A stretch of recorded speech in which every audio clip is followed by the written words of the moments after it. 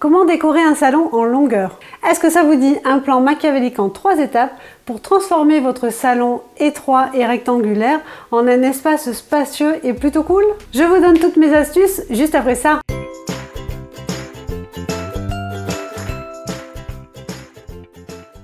Je suis Elodie Pétard, décoratrice d'intérieur.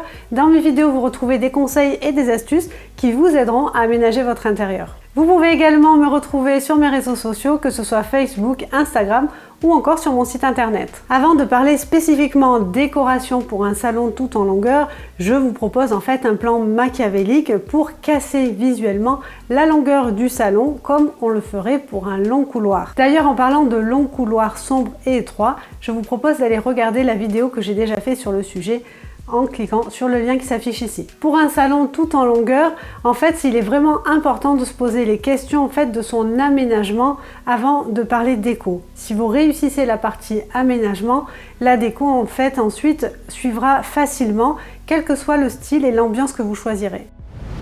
Pour un salon en longueur, je vous propose donc de passer la première étape de mon plan machiavélique. On va faire croire visuellement que la pièce est plutôt carrée que rectangulaire, mais bien sûr sans changer les dimensions car je ne suis pas magicienne quand même.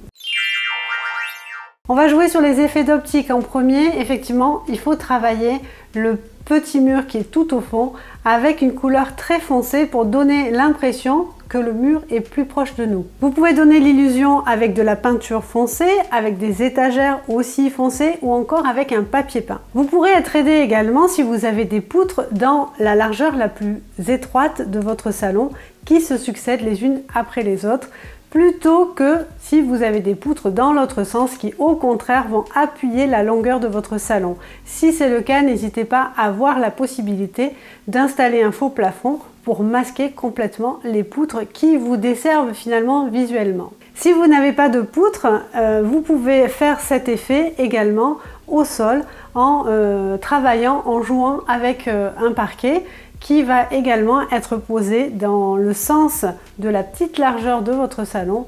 Toujours pareil pour donner l'illusion finalement que les murs sont un peu plus éloignés et pour casser cette perception de longueur. Ensuite, maintenez bien les espaces de circulation et pour ça en fait, vous allez travailler sur du mobilier de faible profondeur, que ce soit pour le canapé, un meuble télé ou bien une console. L'idée n'est pas de grignoter sur les espaces de circulation, mais de grignoter sur les meubles et au final, vous donnerez l'impression que votre pièce est plus grande. Vous essaierez de maintenir un espace de circulation de au moins 90 cm. Au passage, faites attention également à la dimension de votre télévision. Si elle est trop grande, vous risquez de ne pas avoir assez de recul pour visionner la télé et ça va vraiment encombrer aussi votre espace et diminuer votre bien-être. Donc soyez raisonnable, choisissez une télé plus petite mais qui du coup collera très bien avec l'espace dont vous disposez entre le canapé et votre télé. Maintenant qu'on a épuisé la première étape de notre plan machiavélique pour donner l'illusion que la pièce était plutôt carrée que rectangulaire,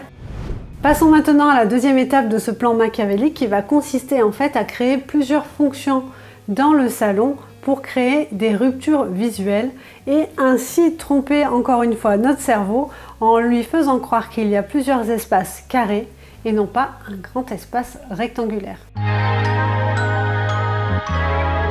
Donc vous allez créer différents espaces dans votre salon, un espace lecture, un espace télé, il peut y avoir aussi un espace salle à manger que vous devez intégrer dedans. Et cela va vous créer ces formes un petit peu harmonieuses, plutôt carrées, dans votre salon.